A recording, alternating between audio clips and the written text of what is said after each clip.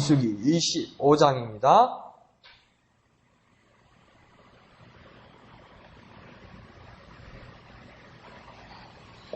민수기 25장 1절에서 18절, 첫 절부터 마지막 절까지 민수기 25장 생명의 삶 7월 8일분 다 같이 한 음성으로 읽겠습니다. 시작! 이스라엘이 시딤에 머물러 있더니 그 백성이 모압 여자들과 음행하기를 시작하니라. 그 여자들이 자기 신들에게 제사할 때에 이스라엘 백성을 청하매 백성이 먹고 그들의 신들에게 절하므로 이스라엘이 바알브올에게 가담한지라. 여호와께서 이스라엘에게 진노하시니라. 여호와께서 모세에게 이르시되 백성의 수령들을 잡아 태양을 향하여 여호와 앞에 목매어 달라. 그리하면 여호와의 진노가 이스라엘에게서 떠나리라. 모세가 이스라엘 재판관들에게 이르되 너희는 각각 바알브올에게 가담한 사람들을 죽이라 하니라. 이스라엘 자손의 온 회중이 해막문에서 울 때에 이스라엘 자손 한 사람이 모세와 온 회중의 눈앞에 미디안의 한 여인을 데리고 그의 형제들에게 얹으라. 제사장 아론의 손자 엘르아살의 아들 비느하스가 보고 회중 가운데서 일어나 손에 창을 들고 그 이스라엘 남자를 따라 그의 막사에 들어가 이스라엘 남자와 그 여인의 배를 꿰뚫어서 두 사람을 죽이니 연병이 이스라엘 자손에게 그쳤더라. 그 연병으로 죽은 자가 24,000명이었더라. 여호와께서 모세에게 말씀하여 이르시되 제사장 아론의 손자 엘르아살의 아들 비느하스가 내 질투심으로 질투하여 이스라엘 자손 중에서 내 노를 돌이켜서 내 질투심으로 그들을 소멸하지 않게 하였도다. 그러므로 말하라. 내가 그에게 내 평화의 언약을 주리니 그와 그의 후손에게 영원한 제사장 직분의 언약이라. 그가 그의 하나님을 위하여 질투하여 이스라엘 자손을 속죄하였음이니라. 죽임을 당한 이스라엘 남자 곧 미디안 여인과 함께 죽임을 당한 자의 이름은 시므리니 살루의 아들이요 시므온인의 조상의 가문 중 한 지도자이며 죽임을 당한 미디안 여인의 이름은 고스비니 수르의 딸이라. 수르는 미디안 백성의 한 조상의 가문의 수령이었더라. 여호와께서 모세에게 말씀하여 이르시되 미디안인들을 대적하여 그들을 치라. 이는 그들이 속임수로 너희를 대적하되 부올의 일과 미디안 지휘관의 딸 곧 부올의 일로 연병이 일어난 날에 죽임을 당한 그들의 자매 고스비의 사건으로 너희를 유혹하였음이니라. 아멘. 오늘 25장 민수기 25장 전체를 보게 됩니다. 그런데 25장에 가장 큰 문제가 있었던 건 무엇입니까? 우상숭배의 큰 함정에 빠졌습니다. 그러니까 우상숭배가 정정당당하게 우상숭배를 하자고 하는 경우도 있지만 우상숭배가 함정으로 놓아졌다는 겁니다.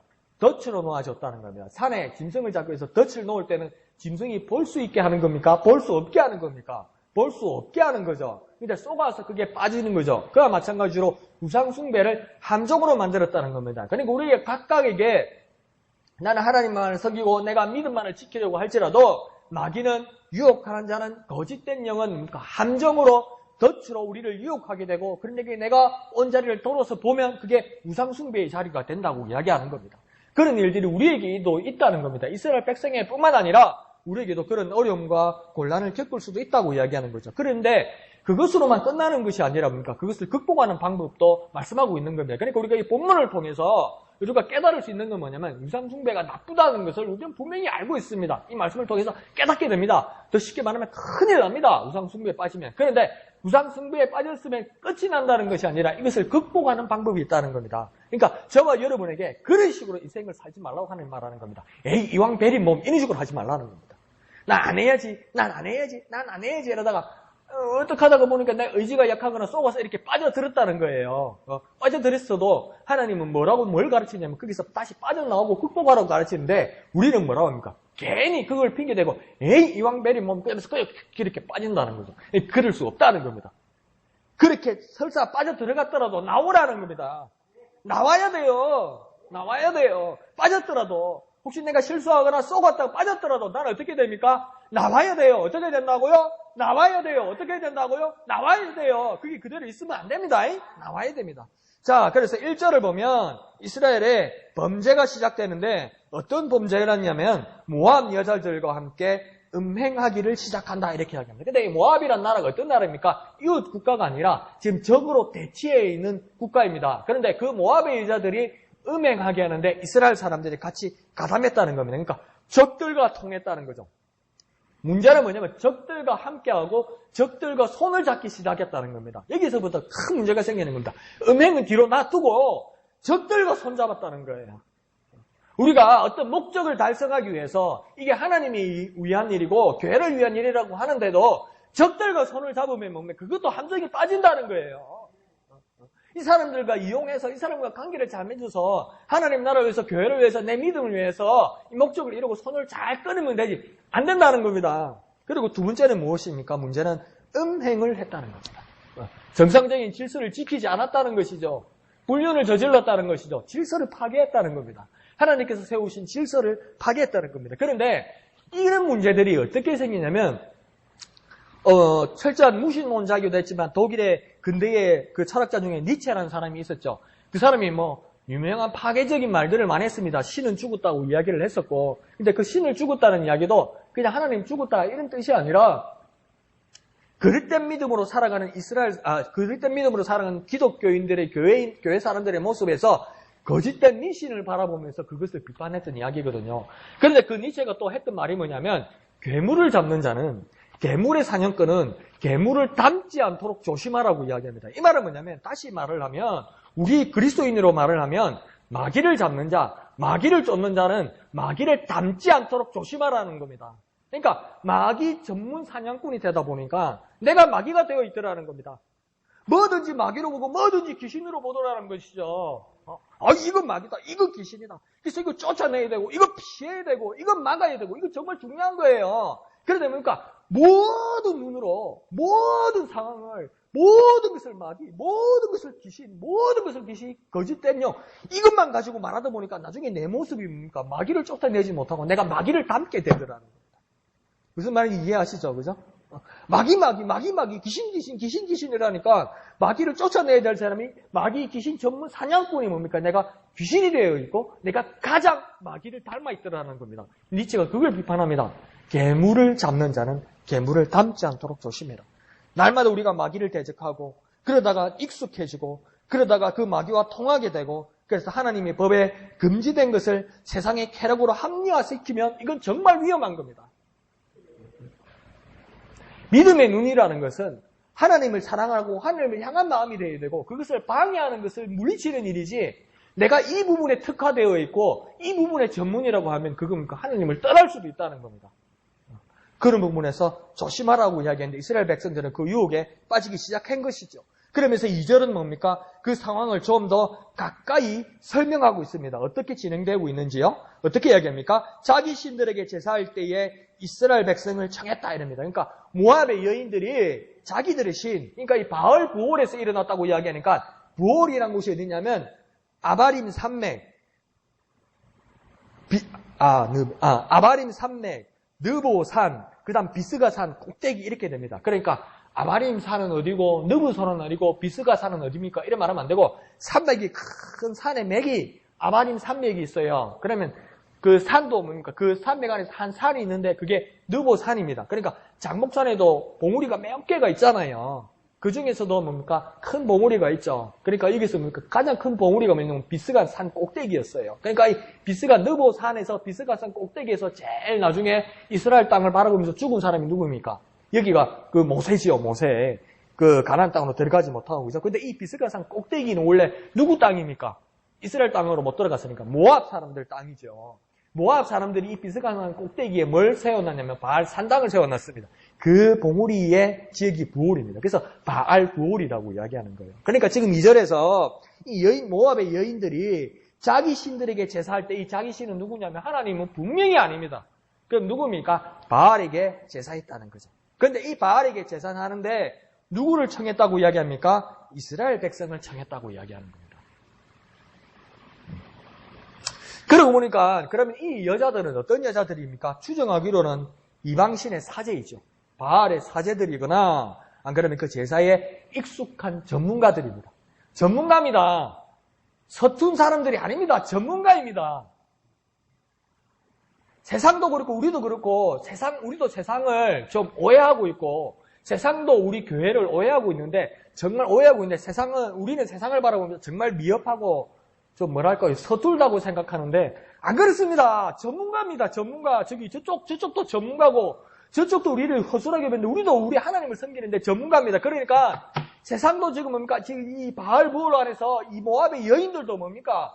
이방신에게 제사하는 전문가입니다. 그러면 다시 말하면 이스라엘 백성들을 청했다 할 때 올라면 오고 말하면 말고 이런 식으로 초청한 거 아닙니다. 정말 유혹하려고 온갖 수단 방법을 다 쓴 전문가들입니다. 근데 그걸 너무 쉽게 생각하고 너무 예사롭게 생각했다는 거예요. 우리도 세상을 뭡니까? 너무 쉽게 생각하고 예사롭게 생각하면 안 됩니다. 저기도 정말 우리를 유혹하고 우리에게 함정이 빠뜨리려고 엄청난 준비를 하는 겁니다.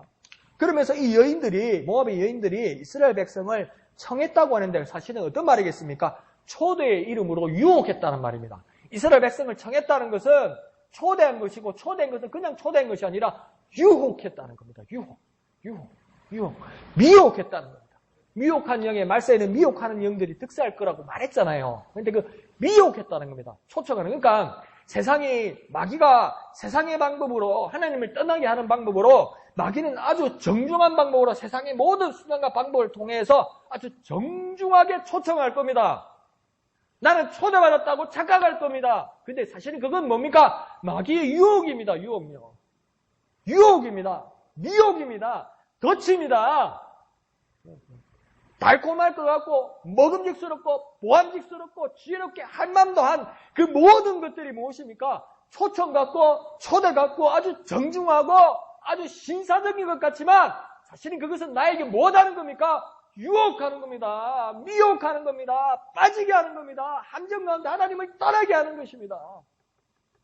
그것에 우리는 빠져서는 안 된다는 겁니다. 그러니 세상의 마귀의 초대는 무엇입니까? 미혹입니다. 마귀의 초대는 뭐라고요? 미혹입니다. 마귀의 초대는 뭐라고요? 미혹입니다. 시험 들게 하는 겁니다. 그러니까 주기도문에서도 뭐랍니까? 우리를 시험에 들지 말게 해달라고 그러잖아요. 우리를 시험에 빠지지 않게 해달라고. 이 말은 사실은 무엇이겠습니까? 하나님 능력으로 시험에서 나를 건져달라는 말도 맞지만 내가 이렇게 간절하게 하나님 앞에 주기도문으로 기도하는 이유는 뭡니까? 주님 내가 깨어있게 해달라는 겁니다. 내가 정말 깨어있게 해달라는 겁니다. 자다가 일어나면 눈도 못 뜨고 이렇게 빠졌다 이런 식으로 말하지 말라는 겁니다. 깨어있으라고 이야기하는 거예요. 깨어있는 저와 여러분 되기를 부탁드립니다. 한번 해볼까요? 깨어있자! 깨어서 마귀의 유혹을 이겨내는 저와 여러분 되시기를 부탁드립니다. 자, 그러니까 1절과 2절을 같이 연결해보면 축제의 이름으로 잔치의 이름으로 정중하게 이 여인들은 초대했지만 그것들은 자기들의 신 하나님이 아닌 이방신 바알에 대한 제사의 의식이었고 거기에는 제사장이란 유혹할 만한 여자들이 있었고 그래서 그 의식회계에는 하나님의 백성을 성적으로 유혹하고 질서를 파괴하고 그 모든 것들을 가지고 제약 가운데 빠지게 하는 것이었다는 거예요. 그런데 이 빠지게 하는 것 같은 가운데 여인들로 해서 성적으로 이렇게 유혹하는 것도 있었지만 그 안에 또 뭐가 있었습니까? 먹는 즐거움에 빠지게 만들었다는 거예요. 먹게 하고 즐기게 하고 오만 그 감각적인 것을 다 빠뜨리게 했다는 겁니다. 그런데 이게 목소리 먹는 게 뭐가 잘못입니까? 먹는 게 무슨 죄입니까? 죄가 아니죠. 그런데 뭡니까? 먹는 것으로 하나님을 떠나게 했다는 게 문제라는 겁니다. 먹는 것으로 자기 신에게 가까이 하게 했다는 것이 문제라는 겁니다. 그러니까 이게 분위기가 좋은 겁니다. 잔치하고 파티하고 좋은 남자 여자 만나고 음식 먹고 자극을 누리고 막 쾌락을 누리고 막 즐거움을 누리고 근데 이 안에가 뭡니까?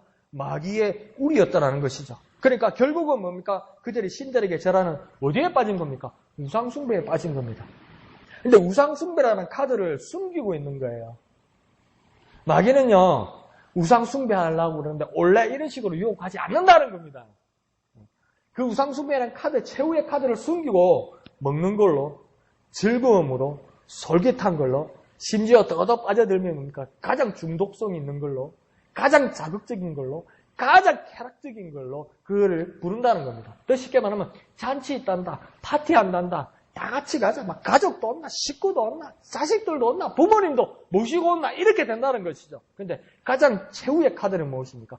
우상숭배입니다. 우상숭배. 우상숭배가 왜 문제입니까? 여러분, 우상숭배가 왜 문제입니까? 우상숭배가 왜 문제입니까? 모르겠어요? 우상숭배가 왜 문제입니까? 우상숭배의 가장 큰 문제는 뭐냐면 하나님을 떠나기 때문입니다. 우상을 숭배하려면 하나님을 떠나야 되기 때문입니다. 하나님을 떠나면 하나님이 혼내기 전에 내가 죽습니다, 그냥. 이 우상숭배하면 하나님은 혼나. 그런 말 하지 마세요. 그냥 지가 죽는 거예요. 하나님은 혼나. 이러면 하나님 그런 식으로 말하지 말아요. 그냥 내가 죽는 거예요, 그냥. 내가 하나님을 떠났기 때문에. 그러니까 내가 만약에 하나님 외에 즐거워하는 거 있잖아요. 내가 이게 너무 좋아서, 나는 이게 너무 행복해서, 예외적으로 말하면, 막, 내가 이것 가지고 더 성질을 낼 수 있고, 이것 가지고 더 집중할 수 있고, 그래서 내가 하나님을 잊어버릴 수 있는 이 모든 것들이죠. 이 모든 게 우상입니다, 우상. 우리 친구가 처음 믿음을 가지기 전에, 그 외국에 살고 있던 친구였는데, 한때 한참 주일 오전에 그 프로 스포츠, 농구 같은 게 이런 게 되게 유명했었어요. 목사님 세대, 우리 이 세대 보면 그 농구 슈퍼스타가 있었습니다. 시카고 불스의 마이클 조던이라고. 마이클 조던이 꼭 주일 오전에 농구를 하는 거예요. 그럼 우리 친구가 이걸 보다가 그냥 농구가 빨리 끝나면 되는데 막 연장전까지 가고 이러는 거예요. 그러면 교회를 가려고 옷까지 다 입었다가 가지 말자 이런다고. 근데 그러면 그게 뭡니까? 그게 우상숭배예요. 그 스포츠가 우상숭배가잖아요. 이 주일 예배 가운데 하나님 앞에 기도하러 찬양하러 나왔더라도 내 등심과 내 생각이 저 바깥으로 빠져 있으면, 그래서 내가 여기 허수아비처럼 와 있으면 그게 우상숭배입니다. 그리스도 안에서 모든 형제 자매가 모였는데 주님으로 아무 묻지 못하고 뉴스 이야기, 바깥 이야기, 세상 이야기, 내 가족 이야기, 그 이야기가 먼저 꽃을 피우면 뭡니까? 그게 우상숭배입니다. 그러니 우리에게 우상숭배들이 얼마나 질비해 있습니까? 그 우상숭배들을 이겨내야 됩니다. 왜요? 우상숭배는 하나님 떠나기 때문입니다. 하나님 떠나면 나는 어떻게 됩니까? 죽습니다. 죽습니다. 그러면 그것을 이겨내야 되는 거죠. 그러니까 우리가 몰랐던 거죠. 하나님을 대적하는 우상숭배는 어떤 모습으로 나타나냐면 잔치로, 파티로, 이성으로, 음식으로, 자극으로, 쾌락으로 막 여러 깊은 수렁에 빠지게 하는 겁니다. 주일날 잔치 가자. 주일날 놀러 가자. 이게 다 뭡니까? 우상숭배입니다. 우상숭배입니다, 여러분. 왜요? 왜 우상숭배가 됩니까? 하나님 떠나니까. 하나님 멀리하니까. 주일날 예배 가는데 기분 나쁘다. 오늘 교회 안 가? 그 기분 나쁜 게 우상숭배입니다. 교회 가야 되는데 피곤하다. 그 피곤한 게 우상숭배가 되는 거죠.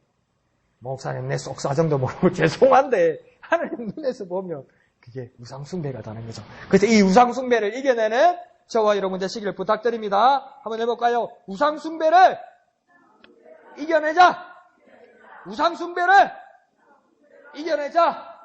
그래서 이겨내서 승리하고 주님께로 나아가는 저와 여러분 되시기를 부탁드립니다. 자, 그러자 3절 하반절에 하나님은 이스라엘에게 진노하십니다.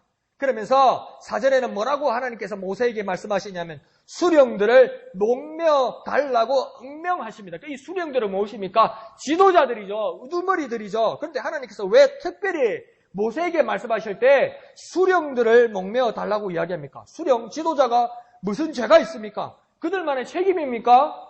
우상숭배한 사람들의 책임이죠. 수령들의 책임 아닌 거 아닙니까?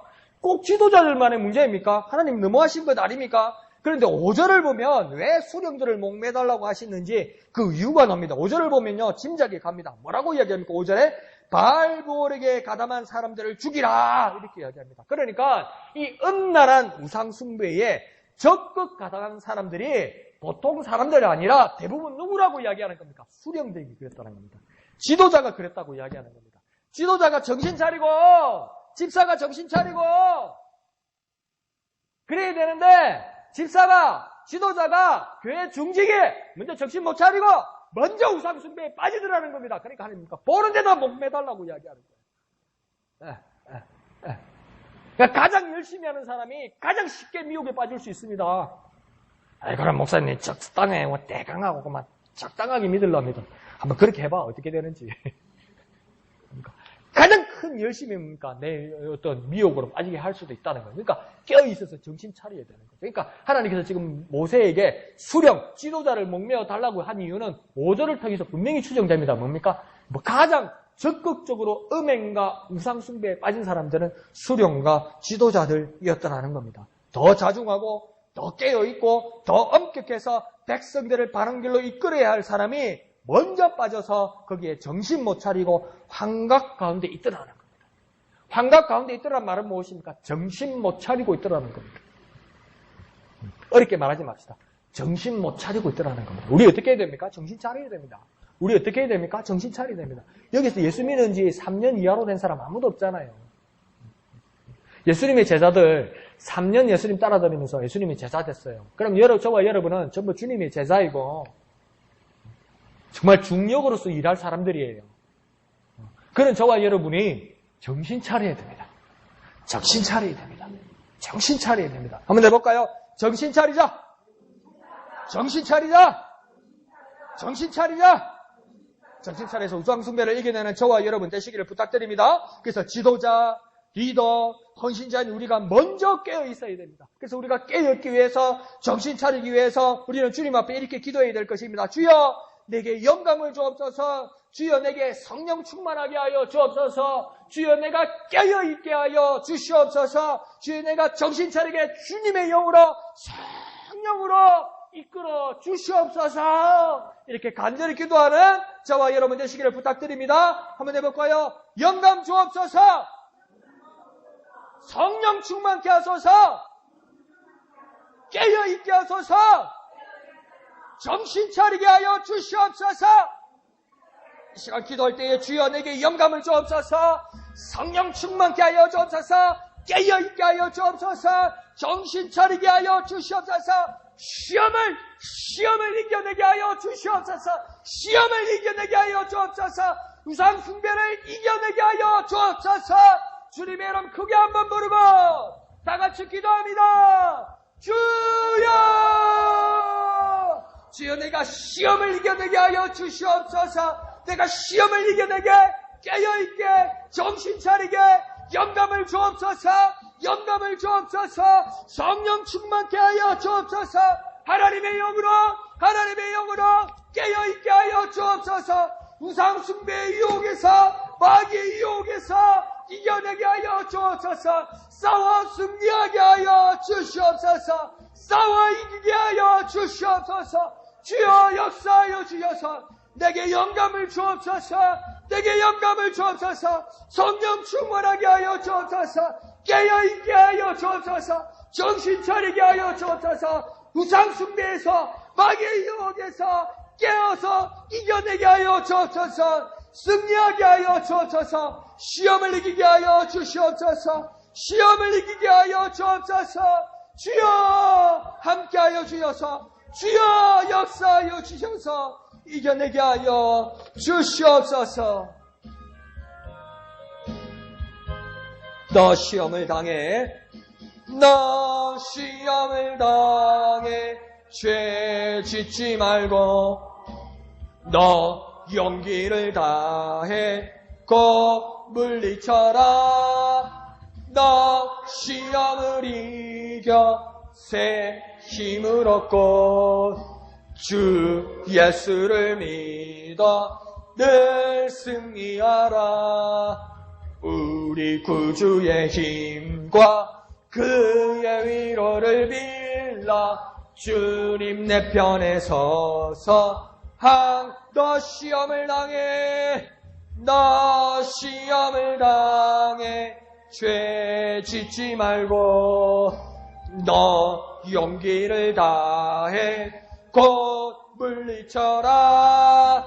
너 시험을 이겨 새 힘을 얻고 주 예수를 믿어 늘 승리하라. 우리 구주의 힘과 그의 위로를 빌라. 주님 내 편에 서서 우리 구주의 힘과 우리 구주의 힘과 그의 위로를 빌라. 주님 내 편에 서서 항상 도우시리. 거룩하신 아버지 하나님 은혜를 감사합니다. 시험을 이기게 하여 주옵소서. 시험을 이기게 하여 주옵소서. 시험을 이길 힘을 주옵소서. 시험을 이기도록 영감을 주옵소서. 성령 충만케 하여 주옵소서. 깨어있게 하여 주옵소서. 정신 차리게 하여 주옵소서. 예수의 이름을 의지하여 승리하게 하여 주시옵소서. 마귀의 유혹을 깨쳐버리고 승리하게 하여 주시옵소서. 모든 것을 감사드리며 거룩하신 예수님의 이름으로 간절히 기도하옵나이다. 아멘. 그러면서 4절 중반절에서 하나님은 그들을 우상숭배한 그들을 태양을 향하여 목매어 달라고 이야기합니다. 이 말은 뭡니까? 태양을 향하여 목매어 달라고 하나님께서 특별한 명령을 하고 계십니다. 그러니까 첫 번째 이 말은 뭐냐면 공개적으로 드러내어서 심판하라는 겁니다. 은밀하게 하지 말라는 겁니다. 공정하고 공평하고 엄중하신 하나님의 말씀, 하나님의 뜻을 깨달으라는 겁니다. 모두에게 동일하게 적용되는 말씀이라는 겁니다. 나는 특별하게 봐주고 지도자니까 수령이니까 체면 차려서 어떻게 배려를 해주고 그런 생각하지 말라는 겁니다. 하나님은 어떤 분입니까? 공의로운 하나님입니다. 하나님이 특별하게 봐준다면 우리가 어떻게 해당이 되겠습니까? 우리는 억울한 일만 당하겠죠. 빽 있고 관계 있는 사람들만 특별히 봐준다면 우리에게 그게 무슨 해당이 되겠습니까? 하나님은 모두에게 공정하게 공평하게 하나님께서 그 모든 일을 수행하시겠다고 말씀하여서 보여주시는 일이 무엇입니까? 공개적으로 태양을 향해서 목매어 달라고 이야기하는 겁니다. 특별히 또 태양 앞에서 목매어 달라고 말씀하시는 건 뭐냐면 태양이라는 것은 모압 사람들, 바알을 섬기는 사람들에게 아주 중요한 대상이었습니다. 왜 그러냐면 바알은 농경의 신이었습니다. 바알을 잘 섬기면 농사 잘 되게 하고 풍년을 주는 신이라고 그 사람들은 믿었어요. 근데 그 풍년이 잘 되기 위해서는 여러 요소 중에 무엇이 가장 중요하다고 생각했냐면 햇빛이 중요하다고 생각했다는 거예요. 그러니까 햇빛을 누가 준다고 바알을 섬기는 사람들을 믿었냐면 이 바알 신이 준다고 믿었다는 거예요. 그러니까 하나님 뭐랍니까? 그 바알을 섬기는 사람들을 잡아서 태양 앞에다 목매달라는 겁니다. 이 말은 무엇입니까? 태양은 나 하나님 빛이신 하나님께서 너희들에게 준 것이고 태양을 신으로 바라보는 이 바알 앞에서 바알을 섬기는 자와 이 바알이 동일하게 심판받는다는 것을 내가 보여주겠다고 하나님께서 말씀하는 거죠. 무엇입니까? 가짜라는 겁니다. 그것들 다 잘못됐다는 겁니다. 우상을 같이 형벌하겠다고 하나님께서 말씀하는 겁니다. 진짜 빛은 누구이십니까? 바알이 아니라 빛이신 하나님이라는 겁니다. 왜 그렇습니까? 하나님께서 먼저 세상이 열릴 때, 천지를 창조할 때 하나님께서 선포하셨습니다. 뭐라고 합니까? 빛이 있으라 이렇게 말씀하셨어요. 낮이라 칭하고 밤이라 칭하는 건 누가 칭하셨습니까? 누가 선포하셨습니까? 하나님께서 선포하셨습니다. 복음서에서는 누가 빛이라고 세상의 빛이라고 이야기합니까? 예수 그리스도께서 빛이 되셔서 진리고 영원한 빛이 되셔서 우리에게 말씀하실 때 예수 그리스도를 아는 자, 예수 그리스도를 믿는 자에게 너희는 세상의 빛이라고 얘기하셨어요. 누구에게 빛을 명해주시고 누가 빛을 전해주시는 것입니까? 예수 그리스도의 이름이 우리에게 주신 것이에요. 바알이 줄 수 있습니까? 없다고 이야기하는 거예요. 가짜라고 이야기하는 거예요. 공개적으로 심판하겠다고 이야기하는 거예요. 공개적으로 심판하면서 하나님의 이스라엘 백성들과 하나님의 자녀들과 예수의 사람들에게 뭐라고 말하는 겁니까? 바른 편에 서라고 이야기하는 겁니다. 바른 편에 서라고 이야기하는 겁니다. 뒤에 숨어있지 말고 바른 편에 서 있으라고 이야기하는 겁니다. 확실히 선거 넣고 너 어디에 설래 물어보는 겁니다. 그렇게 하나님께서는 말하겠다는 겁니다. 결국 이 세상은 우상의 거짓 때문에 만천하에 공개되게 될 거라는 겁니다. 그러니 하나님 우리에게 뭘 바라는 겁니까? 잘못하면 죽어. 그것도 맞지만 더 중요한 말은 무엇입니까? 거룩하신 하나님만 바라보고 따르게 하겠다는 겁니다.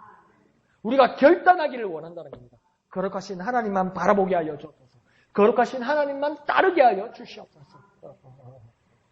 우리는 내일 일도 모르고 우리는 앞길도 몰라요. 그래서 참 재미있는 이야기가 있던데 어느 목사님이 신학교를 이제 졸업을 하고 사모님하고 이제 결혼을 하게 됐는데 그러면 보통 결혼을 하면 신학교 동기들이 전도사님, 목사님들이 이렇게 동기 결혼식이라고 이렇게 축가를 불러줘요. 축가를. 그 얼마나 뭐 고맙고 좋은 일입니까, 그죠?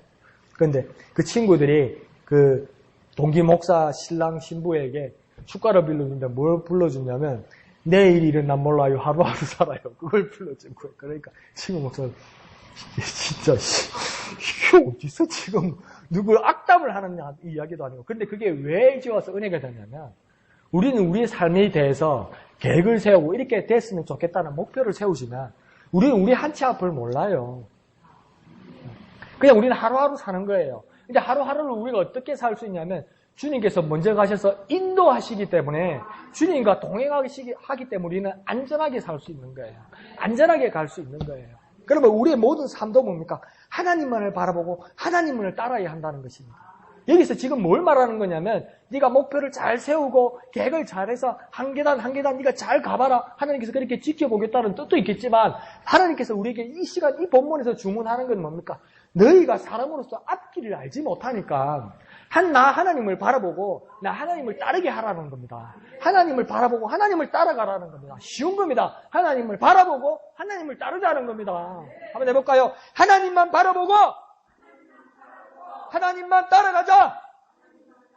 하나님만 바라보고 하나님만 따라가자. 그래서 그런 찬송됐지 않습니까? 주와 함께 길 가는 건 뭐라고요? 즐거운 일 아닌가 이러잖아요. 불안한데? 주님 따라가는 거 불안한 게 안 그러고 찬송자는 뭐라 합니까? 즐거운 일이라고 이야기하잖아요. 주와 함께 길 가는 거 즐거운 일이라고 하잖아요. 하나님이 나와가면서 막 멋지게 폰다게 자 저기가 고지야 이러면서 막 멀리 보면서 가면 좋겠는데 부르면서는 뭐라 합니까? 한 걸음 한 걸음 주 예수 한 걸음 한 걸음이래요. 한 걸음 한 걸음이래요. 주님의 발자국을 보래요. 저기가 고지다. 저기가 가는 것이다. 이렇게 멋지게 보여주는 것이 아니라 한 걸음 한 걸음 주님의 길을 주님과 함께 길을 따라가는 거래요. 근데 그 길이 뭐라고요? 불안하지 않다고 뭡니까? 즐거운 일이라고 이야기했어요. 그러니까 여기서 주님께서 우리에게 주문하시고 우리에게 결단하기를 원하는 일은 무엇입니까? 하나님만을 바라보고 하나님만 따라가는 이 길이 기쁨의 길이 되고 즐거움의 길이 되고 소망의 길이 되는 걸로 우리 자신이 변화되기를 원하시는 겁니다. 불안해하지 맙시다. 기뻐하고 즐거워합시다. 하나님만을 바라보고 하나님만을 따르는 그 길이 가장 즐겁고 기쁘고 소망되는 길이 되기를 예수님의 이름으로 축원드립니다. 한번 해볼까요? 하나님만 바라보자. 하나님만 따라가자. 하나님만 바라보자. 하나님만 따라가자. 그 길이 즐거운 길이 되시기를 부탁드립니다. 그 길이 가장 안전한 길이 되어서 가장 소망된 길, 가장 기쁨의 길이 되시기를 부탁드립니다. 자, 이렇게 두려운 심판과 선포와 형 집행을 하려는 순간에도 6절에는 참 희한한 일이 벌어집니다. 하나님 이제 뭐랬냐면 다 목매달아라. 수령들, 우상 숭배한 사람들 다 목매달아라 하면서 막 태영에다 달아라니까 막 이스라엘 백성들이 막 울고 난리가 난 거예요. 얼마나 무섭겠습니까? 울고 난리가 났는데 그 안에서도 별 희한한 일이 6절부터 일어납니다. 어떤 일이 납니까? 이스라엘 한 사람이 미디안, 그 여인, 이방의 여인, 우상을 숭배하는 이 여인, 바알볼에 있던 한 여인을 데리고 자기 막사로 들어갑니다. 그러니까 바알볼 그 산당에서 먹고 즐기고 엉뚱한 일로 만족하지 않고 이 여인을 자기 아내처럼 자기 막사로 자기 집으로 데리고 들어가더라는 겁니다. 어느 순간에 지금 데리고 들어간 겁니까? 하나님 법을 어겨서 목매달고 형집행을 해야 돼서 온 이스라엘 백성들이 슬퍼하는 가운데인데 이 사람이 이렇게 엉뚱한 일을 했다는 겁니다. 이스라엘 사람들이 큰일 났다고 두려움에 울고 있는데 아주 떳떳하고 뻔뻔하게 모세와 회중의 눈앞에서 지나가더라는 겁니다. 그 일 왜 이랬을까요?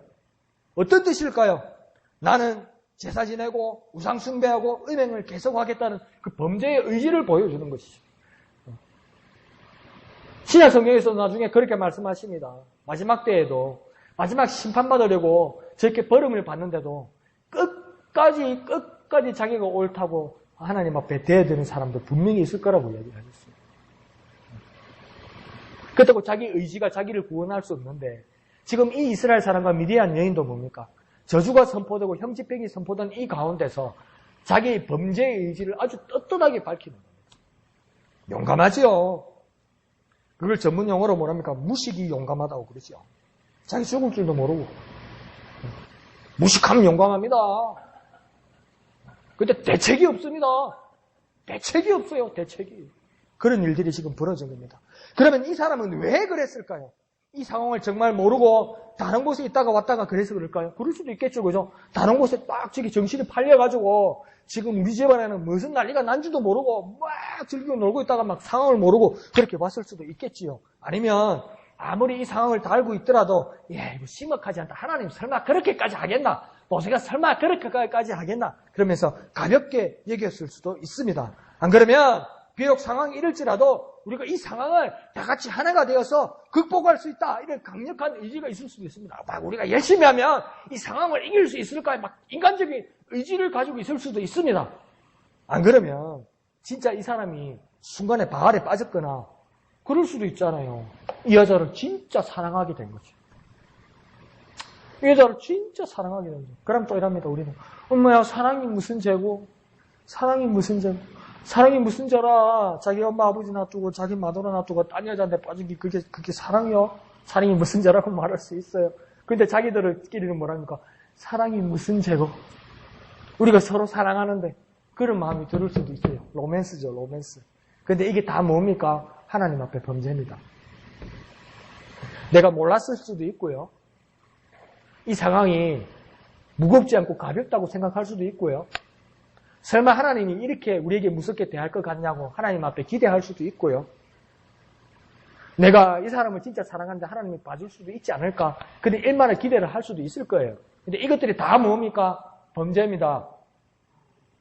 설마 이거요 다 범죄입니다. 이 정도는 봐주시겠지. 이 정도는 괜찮겠지. 이거 다 범죄입니다. 정확하게 이해합시다. 우리가 설마 생각하는 거, 이 정도는 괜찮겠지 생각하는 거, 하나님 그냥 넘어가 주시겠지. 인간적으로 넘어가 주실 수 있어요. 인간적으로 우리끼리는 모른 체 해드릴 수 있어요. 똑같은 죄인이고 똑같은 세상을 사는 사람이고 똑같이 연약한 사람들이니까 저는 이해해 드릴 수 있어요. 분명히 이해해 드릴 수 있어요. 그렇지만 하나님 앞에서는 무엇입니까? 범죄입니다. 범죄입니다. 강 목사가 괜찮다고 말한다고 해서 하나님 앞에서 괜찮을 수가 없습니다. 저는 끝까지 이해해 드릴 수 있어요. 그런데 제가 여러분을 용서해 드릴 수는 없잖아요. 내가 여러분을 위해서 피를 흘린다고 여러분 한 사람도 구원할 수가 없잖아요. 다 범죄입니다. 모든 게 범죄입니다. 그러면 우리는 어떻게 깨어 있어야 합니까? 범죄하지 말아야 합니다. 범죄하지 말아야 합니다. 한번 해볼까요? 범죄하지 말자. 범죄하지 말자. 범죄하지 말자. 에이, 목사님 하나님 이런 상황이 아니고요. 내 상황을 잘못 이해하신 것 같은데요. 몰라서 그렇습니다. 아니 정말 사랑해서 그렇습니다. 그거 다 뭡니까? 범죄라고 이야기합니다. 네, 범죄라고. 하나님 다 듣고 나서 그렇게 합니다. 그래서 범죄야. 그래서 범죄야. 에이, 하나님 몰랐습니다. 에이, 하나님 그렇게까지 하시면 안 되죠. 에이, 하나님이 이 상황은 이해해 주셔야죠. 이 특별한 상황 아닙니까? 하나님 다 듣고 나서 뭐라 합니까? 네 마음은 알겠는데, 네 사정은 알겠는데, 그래서 범죄야. 하나님 그렇게 말씀하십니다. 그럼 우리는 어떻게 해야 됩니까? 범죄하지 말아야 합니다. 우리 상황이 어떠하다건 우리는 어떻게 해야 됩니까? 범죄하지 말아야 합니다. 한번 해볼까요? 범죄하지 말자. 범죄하지 말자. 자, 그러면서 이제 7절에서 이 상황을 보고 아론의 손자 엘리에셀의 아들 비느하스가 창으로 8절에는 이 두 사람을 쳐버립니다. 죽여버립니다. 그러자 이 8절 하반절과 9절을 보니까 그 형벌로 이미 이스라엘 회중은 연병이 돌았던 것 같습니다. 이스라엘 이미 연병이 들어서 24,000명 이상의 사람들이 죽어갔다고 이야기합니다. 그러니까 그 이야기 있었잖아요. 우리 뉴스를 통해서 봤잖아요.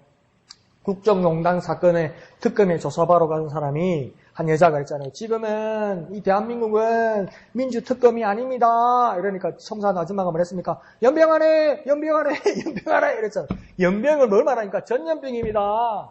잘못 말하고 잘못 생각하는 것, 이것이 뭡니까? 전염병처럼 우상숭배하고 괜찮다고 생각하는 이 모든 것이 한두 사람의 문제로 끝나지 않고 온 이스라엘 내중에 전염병처럼 돌아서 사람을 죽이게 만들었다는 거 아니에요. 나 혼자만의 문제가 되는 것이 아니라 온 곳에 전염병으로 돌았다는 것입니다. 그런데 이 두 사람이 죽었는데 이스라엘 자손에게 연병이 그칩니다. 그러니까 죄악은 무엇과 같습니까? 연병과 같습니다. 전염병과 같습니다. 온 회중을 전염시킵니다. 이 전염병과 같은 죄악을 멈추기 위해서는 뭘 해야 됩니까? 이 죄악을 빨리 제거해야 되는 거예요.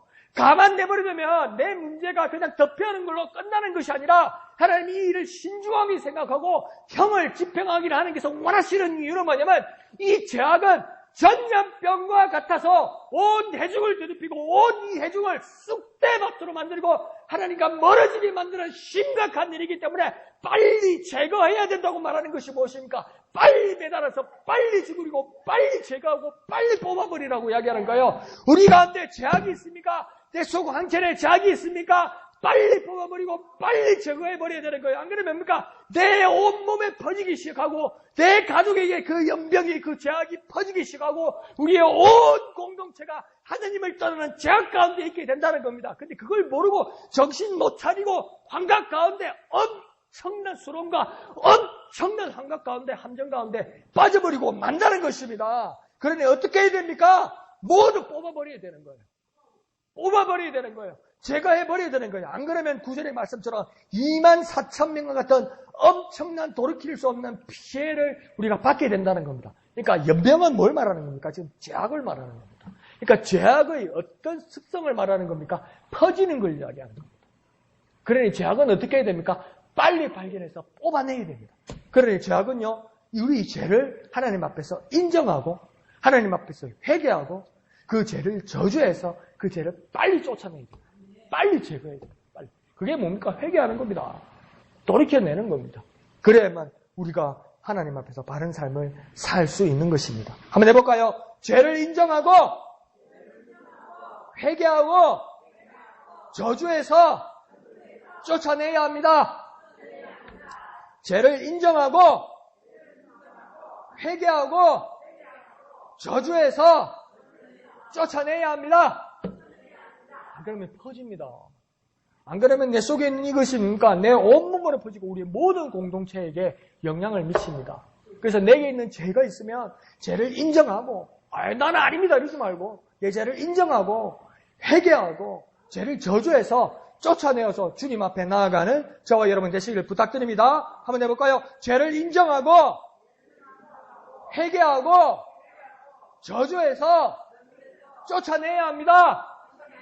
그래서 죄악을 이겨내는 저와 여러분 되시기를 부탁드립니다. 자, 그러면서 10절로 하나님은 비나스에 대해서 칭찬하시고 또 비나스에게 약속을 하십니다. 하나님이 입이 마르도록 그 비나스의 행동을 높이 사실 때 반복되는 그 표현이 있습니다. 계속 반복되는 그 말이 무엇입니까? 질투란 말입니다. 질투. 11절에서 뭐라고 말합니까? 내 질투심, 곧 하나님의 질투심으로 질투하여 비나스가 하나님의 질투심으로 비나스가 질투했다고 이야기하고 또 내 질투심으로 이렇게 세 번이나 11절에서 말하고 13절에서는 또 뭐랍니까? 하나님을 위하여 비나스가 질투했다 이랍니다. 그러니까 이 질투란 말은 사실은 뭡니까? 좀 민망한 표현입니다. 인간적으로 우리끼리 보아도 질투라는 건 좀 민망한 표현 아닙니까? 좀 쪼잔하고 엉절하고 그래서 이래가 그게 질투 아닙니까? 그런데 하나님은 아주 공개적으로 떳떳하고 자랑스럽게 뭐라고 비나스에게 이야기하냐면 비나스가 이 한 행동은 질투심으로 한 것인데 그것은 비나스 자신의 질투심이 아니라 나 하나님의 마음, 하나님의 질투심으로 질투했다고 이야기합니다. 하나님은 좋아해서 이 표현을 합니다. 그러니까 왜 이 질투심이라고 하나님께서 말씀하셨냐면 하나님 마음에는 하나님의 생각에는 하나님이 질투심이라는 것 외에 더 크고 더 깊고 더 오묘한 것으로 더 좋은 것으로 하나님 표현할 수 있는데 하나님께서 그렇게 표현하시면 사람들이 이해할 수가 없다는 거예요.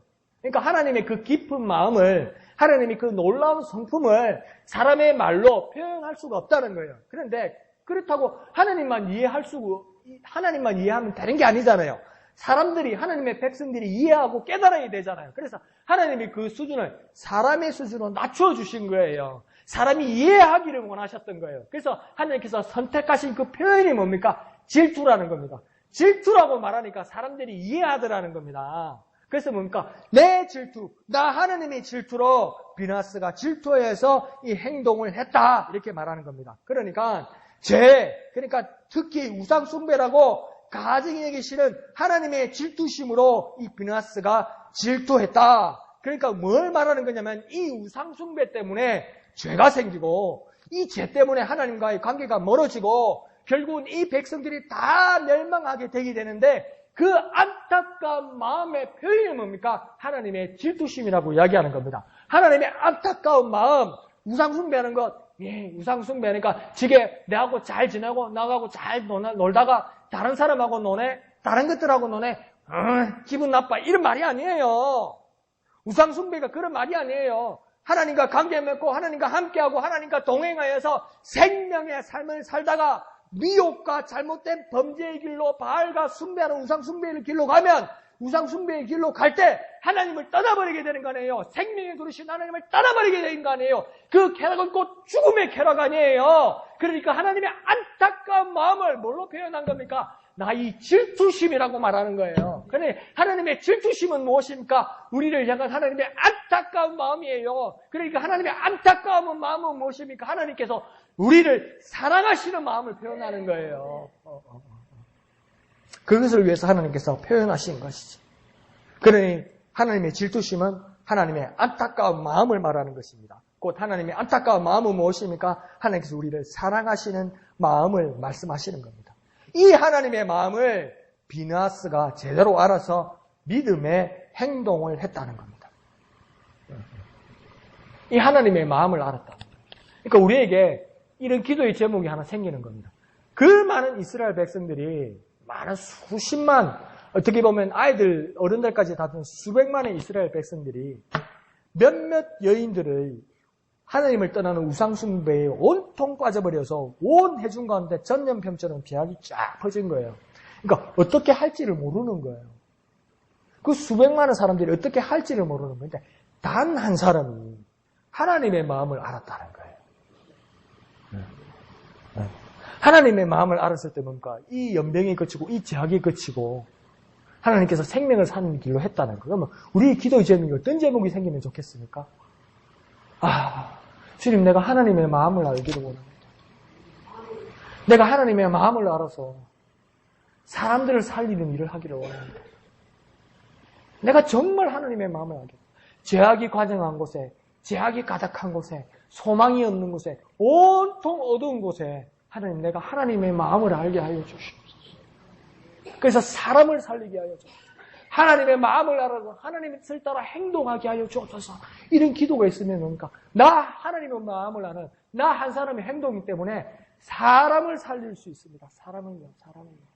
그러니까 우리의 가정 가운데, 우리 공동체 가운데서 어떤 잘못된 일이 있고 어려운 일이 있을 때 에이씨 다 됐다. 이래가지고 뭐 하겠노? 니 죽고 내 죽자 이러면 안 됩니다. 니 죽고 내 죽자만 안 되겠다고만 니 죽고 내 죽자만 니 애미 잡아먹어라만 니 서방 잡아먹어라. 에이 죽자 이러면 안 됩니다. 안 됩니다. 그러면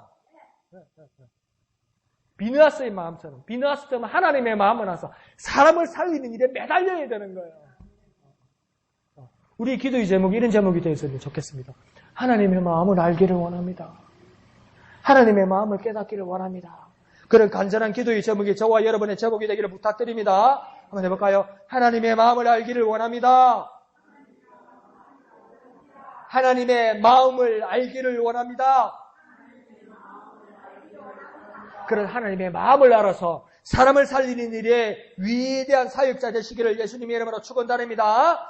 그러한 비느하스에게 하나님이 12절에서 평화의 언약을 주시고 또 어떤 약속을 하십니까? 영원한 제사장 직분의 언약을 주십니다. 그러니까요, 고라나 이런 사람들이, 고라, 다단, 아비란 이런 사람들이 아론 지파의 제사장 직분에 대해서 불만을 가지는 것이 잘못된 거예요. 왜 잘못됐냐면요, 세습이 문제가 아니고요, 하나님 마음을 제대로 아는 사람들이 이 집안의 사람들이었더라는 거예요. 그러니까 하나님께서 지금 비느하스의 이 행동을 보시면서 하나님께서 하나의 약속을 해주신 게 뭡니까? 영원한 제사장의 언약을 주시겠다고 이야기했잖아요. 이건 감투 이전에 뭐냐면 너는 사람을 살릴 만한 자격이 있다고 말하는 겁니다. 그래서 내가 너에게 제사장 직분을 주겠다는 겁니다.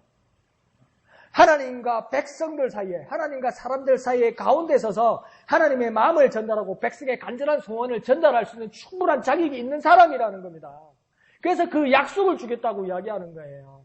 그래서 하나님께서 내게 직분을 주시기를 원한다면, 내가 하나님 주시는 직분을 따라 헌신하고 순종하고 그 일을 하기를 원한다면 내가 하나님의 마음을 알려고 정말 간절히 기도할 수 있어야 되는 거예요. 그러니까 엘리사가 하늘로 승천하는 엘리야를 향하여 뭐라고 이야기합니까? 이전 개혁 한글에서는 내게 당신의 영감을 갑절이나 주옵소서 이렇게 얘기해요. 근데 이상하지 않아요? 당신의 영감을 갑절이나 달라고 얘기해요. 이 당신은 누구입니까? 하나님이라고요? 하나님이라고요? 진짜 하나님입니까? 좋은 거 하나님한테 다 갖다 드리면 말 맞는 겁니까? 당신의 영감을 갑절이나 주옵소서. 이 당신이 누구입니까? 엘리야 아닙니까? 엘리야 당신의 영감을 갑절이나 주옵소서 이렇게 이야기해요. 엘리야 당신이 하나님의 마음을 알아서 일했던 이것처럼 나 엘리사에게도 하나님의 마음을 아는 이 마음을 달라고 이야기해요. 우리가 하나님의 마음을 알 수 있도록 하나님 앞에 간절히 기도하고 소망해야 합니다. 그러면 하나님께서 우리에게 정말 하나님이 주시는 영원한 언약과 그 직분을 우리가 받아서 헌신할 수 있는 것입니다. 한번 해볼까요? 하나님의 마음을 알게 하여 주옵소서. 하나님의 마음을 알아 헌신하게 하여 주옵소서. 그렇게 기도하는 저와 여러분 되시기를 부탁드립니다. 자, 그러면서 14절과 15절에서는 이 죽임을 당한 두 남자, 여자의 신원을 밝히고 있습니다. 그런데 이 14절에서 남자는 어떤 사람이냐면 시므온 지파의 어떤 사람이라고 합니까? 지도자입니다. 지도자였어요. 지도자. 시므온 지파에서도 우두머리로 수령으로서 지도자였습니다. 그러면 15절에 이 여자는 미디안 가문의 사람입니다. 그런데 이 사람도 어떤 사람이었다고, 어느 집안 사람이었다고 합니까? 수령의 집안이었다. 이 사람도 지도자였습니다. 그러니까 지도자들이 이루고 있으니까 온 회중에 이런 악 영향을 미치는 겁니다. 쉽게 말하면 우리가 뭘 깨달아야 됩니까? 지도자가 이러면 안 된다는 겁니다. 주님의 제자가 이러면 안 된다는 겁니다. 성령을 받아서 성도가 된 저와 여러분이 이러면 안 된다는 겁니다. 3년 이상 예수 믿고 교회의 직분자가 된 여러분이 이러면 안 된다는 겁니다. 지도자는 이러면 안 된다는 겁니다. 어제 오늘이 일이 아니라는 겁니다. 오늘날 교회가 부패하였고 교회가 문제가 있고 그게 어제 오늘 일이 아니라는 겁니다. 하나님의 백성이 왜 이럴까? 이거 어제 오늘 일 아니라고 이야기하는 겁니다. 옛날부터 있었던 일이라고 이야기하는 겁니다. 그러니 하나님의 경고도 뭡니까? 어제 오늘의 일이 아닙니다.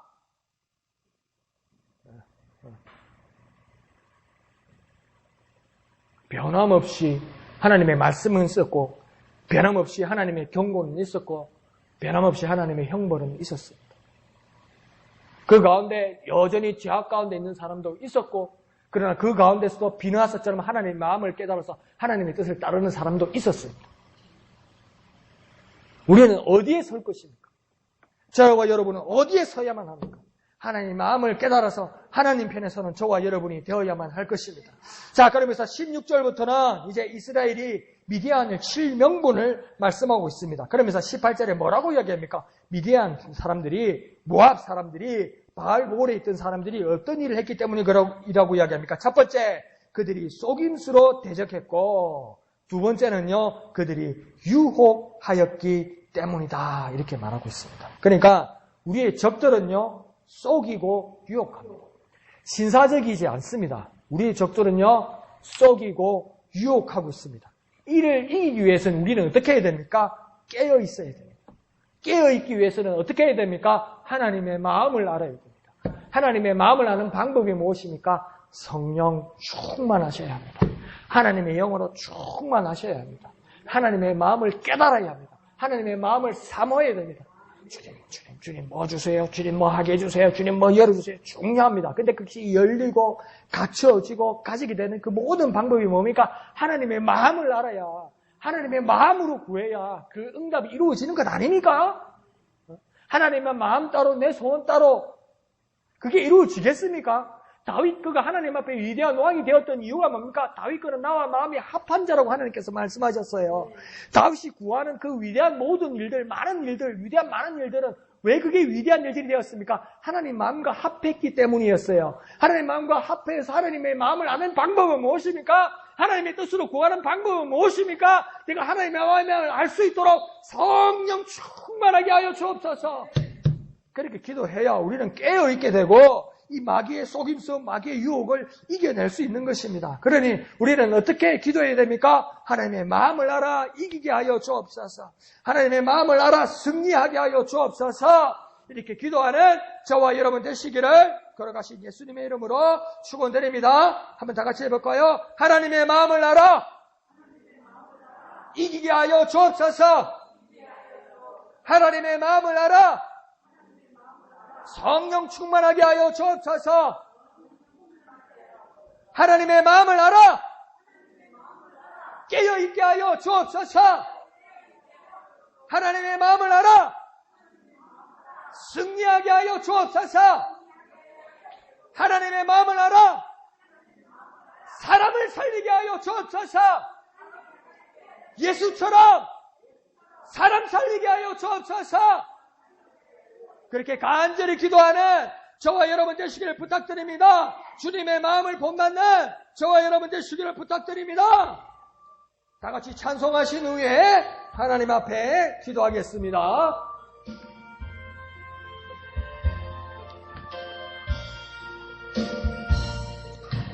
주님의 마음을 본받는 자, 그 마음의 평강이 찾아오는 험악한 세상을 이기림이 하늘로부터 임함이로다. 주님의 마음 본받아 살면서 그 거룩하신 나도 이루리. 주 모습 내 눈에 안 보이며 그 음성 내 귀에 안 들려도 영원 날마다 주를 만나 신령한 말씀을 배우도다. 주님의 마음 본받아 살면서 그 거룩하신 나도 1절합니다. 주님의 마음을 본받는 자, 그 마음의 평강이 찾아오는 험악한 세상을 이기림이 하늘로부터 임함이로다. 주님의 마음 본받아 살면서 그 거룩하신 나도 1절만 한 번 더 합니다. 주님의 마음을 본받는 자, 그 마음의 평강이 찾아오는 험악한 세상을 이기림이 하늘로부터 임함이로다. 주님의 마음 본받아 살면서 그 거룩하신 나도 아멘. 이 시간 다 같이 기도하겠습니다. 주님, 내가 주님의 마음을 본받게 하여 주옵소서. 주님의 마음을 본받아 주님의 마음을 깨달아 주님의 마음이 내게 옮겨져 성령 충만으로 주님의 마음을 깨달아 세상의 유혹을 우상의 숭배를 이기게 하여 주시고 주님의 마음으로 사람을 살리고 세상을 살리게 하여 주옵소서. 시험을 이기게 하여 주옵소서. 주님의 마음, 주님의 마음, 주님의 마음 내게 주옵소서. 주님의 마음, 주님의 마음 내가 깨닫게 하여 주옵소서. 주님의 마음 내가 배우게 하여 주시옵소서. 주님의 이름 한번 크게 부르고 다 같이 기도합니다. 주여. 주님의 마음, 주님의 마음, 주님의 마음, 주님의 마음 깨닫게 하여 주옵소서. 주님의 마음, 주님의 마음, 주님의 마음 본받게 하여 주옵소서. 성령 충만으로, 성령 충만으로, 성령 충만으로 우상 숭배를 이겨내게 하여 주시옵소서. 주여 역사하여 주옵소서. 주여 역사하여 주옵소서. 주님의 마음 내게 주시옵소서. 주님의 마음 내게 주시옵소서. 예수의 마음 내게 주시옵소서. 주님의 마음을 깨닫고 주님의 마음을 본받게 하여 주시옵소서. 주님의 마음을 사모합니다.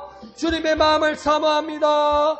주님의 마음을 소망합니다. 주여 역사하여 주시옵소서. 후렴합니다. 주님의 마음, 주님의 마음 본받아 살면서 그 거룩하신 나도 한 번 더 합니다. 주님의 마음, 주님의 마음 본받아 살면서 그 거룩하신 나도 이루리. 거룩하신 아버지 하나님 은혜를 감사합니다. 이 시간 이 밤 우리에게 한 소망이 생겼습니다. 주님의 마음을 깨닫게 하여 주시옵소서. 주님의 마음을 본받게 하여 주옵소서. 주님의 마음을 배우게 하여 주옵소서. 주님의 마음으로 세상을 이기게 하여 주시고 주님의 마음으로 세상을 살리게 하여 주옵소서. 내 마음에 어둠이 가득하고 내 삶과 내 가족과 내 공동체 가운데 죄악이 간영할지라도 주님 비느하스처럼 하나님의 마음을 깨닫게 하여 주옵소서. 하나님의 안타까운 마음, 하나님의 사랑하는 마음 깨달아 행동하게 하여 주시옵소서. 주님의 마음으로 성령 충만하게 하여 주시옵소서. 내가 살아나고 우리의 가족을 살리고 우리 공동체가 힘을 얻게 하시고 능력 있게 하시고 세상을 향하여 우상 숭배를 이겨내고 세상에 구원의 복음을 전하는 능력의 삶으로 능력의 모습으로 일어나게 하시고 살아나게 하시고 깨어나게 하여 주시고 정신 차리게 하여 주시고 거룩한 삶으로 깨어나게 하시고 회복하게 하여 주시옵소서. 역사하게 하여 주옵소서. 주님의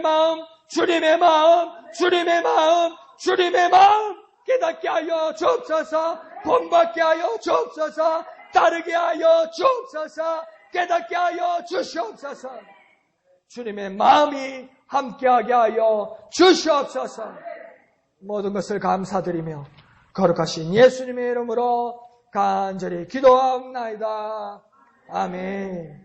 하늘에 계신 우리 아버지의 이름을 거룩하게 하시며 아버지의 나라가 오게 하시며 아버지의 뜻이 하늘에서와 같이 땅에서도 이루어지게 하소서. 오늘 우리에게 일용할 양식을 주시고 우리가 우리에게 잘못한 사람을 용서하여 준 것 같이 우리 죄를 용서하여 주시고 우리를 시험에 빠지지 않게 하시고 악에서 구하소서. 나라와 권능과 영광이 영원히 아버지의 것입니다. 아멘. 주님, 주님의 마음을 내게 주시옵소서. 주님의 마음을 본받게 하여 주옵소서. 주님의 마음을 깨닫게 하여 주시옵소서. 하나님의 마음을 알아 이기게 하여 주옵소서. 하나님의